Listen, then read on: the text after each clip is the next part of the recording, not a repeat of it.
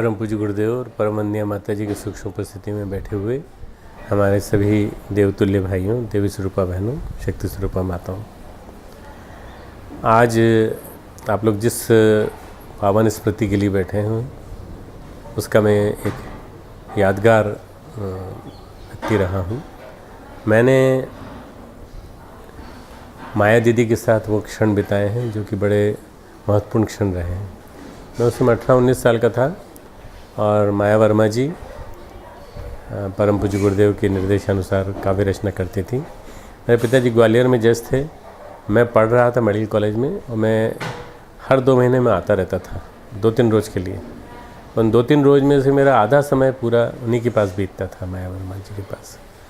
माया दीदी स्नेह से सराबोर, स्नेह से अंदर से बाहर तक अभिषिक्त बिल्कुल ऐसी एक मातृशक्ति थी जिनके अंदर बहुत बहुत बहुत गुरुदेव के प्रति समर्पण भाव भरा था। काव्य लिखने की जो कुशलता है वो तो कईयों में होती है। हम भवानी प्रसाद मिश्र जी के अंदर भी देखते हैं, मैथिली शरण गुप्त जी की भी देखते हैं, सबकी देखते हैं। पर जो एक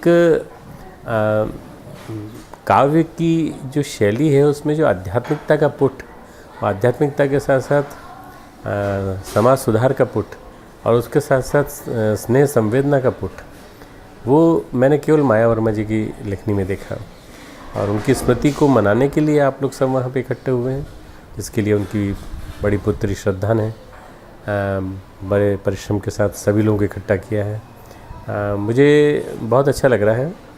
मैं स्वयं आता, मुझे अगर परेशानी ना होती तो मैं खुद उपस्थित होने का प्रयास करता। ग्वालियर मेरा गृह जिला रहा है। ग्वालियर से मैंने पढ़ाई की, 6ठी 7वीं 8वीं वहीं से की मैंने। और उसके बाद फिर जब मेडिकल कॉलेज में एडमिशन हुआ इंदौर में, तब भी मैं बराबर ग्वालियर आता रहता था। पिताजी ग्वालियर में लगभग 14-15 साल रहे, अलग अलग समय में। तो ग्वालियर से मुझे विशेष प्रेम था। उस ज़माने के ग्वालियर से तो बहुत सुंदर ग्वालियर था। जिस ग्वालियर में गुरुदेव माता जी आया करते थे, जिस ग्वालियर मेरे माता पिता रहते थे, जिस ग्वालियर में मैं पढ़ता था, अपना बस्ता लेकर के स्कूल जाता था, और जिस ग्वालियर में हरियाली थी, जिस ग्वालियर में सही अर्थों में कहा जाए तो सारे के सारे वो संस्कार थे, जिन संस्कारों की वजह से ग्वालियर को संस्कार घानी कहा जाता है।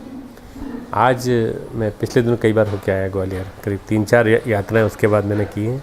आज वो बात नहीं है, पूरा शहरीकरण हो गया है, पूरा सीमेंट कंक्रीट के जंगल खड़े हो गए। मैं उसकी बुराई नहीं कर रहा हूँ, मैं तो ये कह रहा हूँ कि इस ग्वालियर नगरी में एक ऐसी नारी शक्ति भी थी जिस नारी शक्ति को गुरुदेव समय समय पर मथुरा बुलाते थे, और जिससे मिलने के लिए जब मन करता था तो ग्वालियर चले आते थे। उनका नाम था माया वर्मा। माया वर्मा को कौन नहीं जानता। माया वर्मा की काव्य रचनाओं को आपने अखंड ज्योति के पृष्ठों पे अधिकांश देखा है।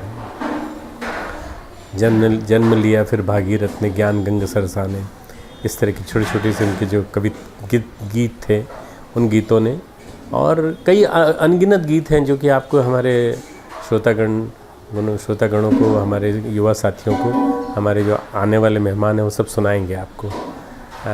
सही अर्थों में माया दीदी और महेश भाई साहब, उनके पति, दोनों ने मिलकर के जो गुरुदेव के लिए जो काम किया, वो मैं सोचता हूँ सबसे महत्वपूर्ण काम है।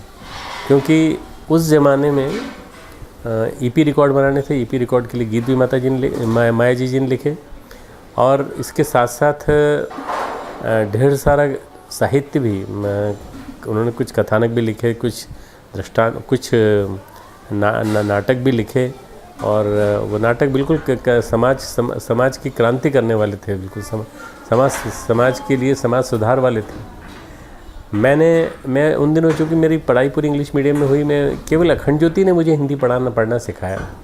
तो अखंड ज्योति पढ़ते रहने के कारण मैं माया वर्मा जी के साहित्य को पढ़ता रहा, और मैंने देखा कि उनका जो हृदय था वो अंदर से जब परेशान होता था तो पूरा का पूरा वो निकल करके काव्य के रूप में आ जाता था। ये उनके जीवन की सबसे बड़ी विशेषता है। मैं समझता हूँ कि और लोग बीमार पड़ते हैं तो गोली लेके लेट जाते हैं, पर वो जब बीमार पड़ती थी तो उनका साहित्य और ज़्यादा रचना होती थी उसकी। गुरुदेव ने उनको क्या रखा था, बेटा तुझे कभी भी तकलीफ़ हो, निरस्थेनिया था उनको, कभी कभी डिप्रेशन में चली जाती थी, कभी कभी बहुत परेशान हो जाती थी। उनको कई तरह के न्यूरोलजियाज भी थे। तो जब भी ऐसा कुछ होता था मेरी मेडिसिन तो वो लेती थी ये मान करके कि मेरे भाई ने छोटे भाई ने मेडिसिन दी है, परंतु इसके अलावा वो उनकी मेडिसिन एक ही थी कि गुरुदेव के बताए निर्देशों के अनुसार साहित्य का सृजन, काव्य का सृजन, गद्य का सृजन, पद्य का सृजन, सब कुछ गद्य और पद्य दोनों में समान उनकी गति थी। मैं आज इस अविस्मरणीय दिवस पर पूरे शांतिकुंज परिवार की ओर से, पूरे गायत्री परिवार की ओर से, पूरे अखिल विश्व गायत्री परिवार की ओर से उन्हें अपने सादर श्रद्धा सुमन अर्पित करता हूँ और ये कहना चाहता हूँ कि वे इतिहास में अमर हैं। जब भी इतिहास लिखा जाएगा युग निर्माण का, उनका नाम स्वर्णाक्षरों में लिखा जाएगा। मेरी पूरी मंगल कामनाएं साथ हैं उनके नाम को अमर बनाने में लगी हुई पूरी सेना को, श्रद्धा सक्सेना को और सभी को जो लोग यहाँ आए। खूब खूब मंगल कामनाएं। गुरुदेव माता जी के आशीर्वाद।